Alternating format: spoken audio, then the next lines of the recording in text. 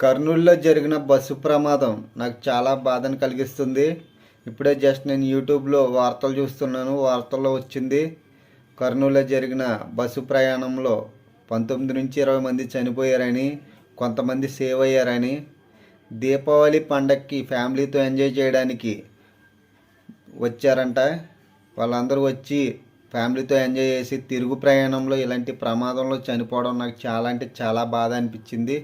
ఫ్యామిలీతో ఎంత హ్యాపీగా ఉన్నారో తెలియదు కానీ చనిపోవడం చాలా అంటే చాలా బాధ అనిపిస్తుంది.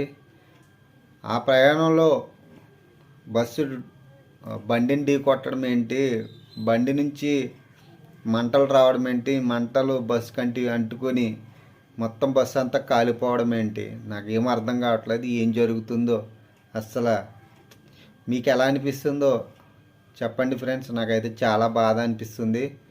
జస్ట్ ఈ వీడియో వ్యూస్ కోసం కాదు, షేర్ చేసుకోవాలనిపించింది అంతే. మీకు ఎలా అనిపిస్తుందో కామెంట్ చేయండి. నాకైతే చాలా బాధగా ఉంది ఫ్రెండ్స్.